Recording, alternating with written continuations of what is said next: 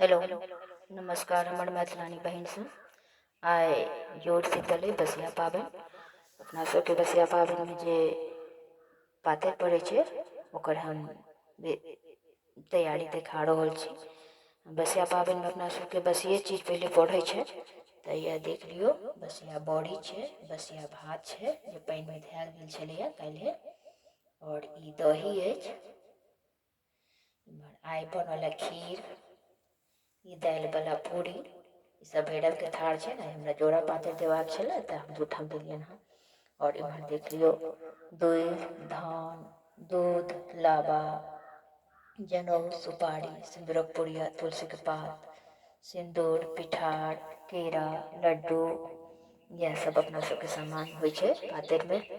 इम्हर फूल अछि, छिंजल अछि, धूप दीप अछि, इएह सब अपना सबके ओरियान होइ छै जुड़ शीतलके पातरिमे। बसिया बड़ी, भात, दही, खीर, पूरी और इम्हरका जे सामान सब होइ छै से तऽ सबटा होइते छै।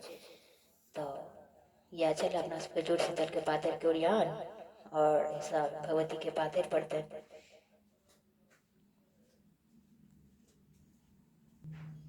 काल्हि सतुआइन रहै। सतुआइनमे अपना सबके पेंसल्ला गड़ाइ छै तुलसी चौरा लगमे, जाहिमे बाँसके बना दुनू कात गाड़ि कऽ आ नव बसनीमे जल धऽ कऽ कुशसँ भोर कऽ कऽ कुश देल जाइ छै, और जोरसँ असकौनी जगह बना कऽ टाँगि देल जाइ छै, और ओहिमे जल धऽ देल जाइ छै, जाहिसँ बूंदे बूंदे तुलसीमे जल चढ़तै तऽ भरि साल तुलसी ठंडायल रहतै।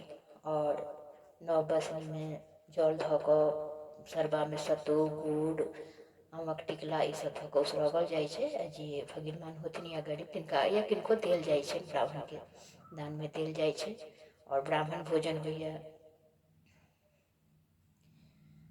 अपना सबके जाहिमे मुनगाके तरकारी, दालिवला पूरी ई सब खुआएल जाइ छै। दिनमे सतुआ ब्राह्मण भोजन होइ छै, और रातिमे बड़ी भात बनैए।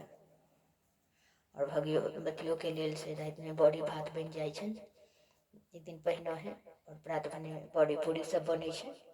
और काल्हि खुनी जुड़ शीतल दिन रातिमे जोरहरके पानि धराइए भगवती लगमे। जे भोरमे उठि कऽ लोक, जे बूढ़ पुरान रहै छथिन, जे घरमे जे पैघ सदस्य और जे औरत रहै छथिन से सबके जुड़बै छथिन ओ जल लऽ कऽ, जे सदा जुड़ायल रहू। और ओहिके बाद पातरि पड़ैए अपना सबके। इएह पातरिके विधि छलै। जय मिथिला, जय मैथिली। यदि नीक लागल हुए और तऽ हमरा चैनलके सब्सक्राइब करब। यदि किछु गलत बुझाइत हुए, किछु त्रुटि बुझाइत हुए तऽ से हमरा कमेंट करब। हमरा चैनलके लाइक करब, सब्सक्राइब करब, एक दोसरके शेयर करब। सुनबाक लेल धन्यवाद। जय मिथिला, जय मैथिली।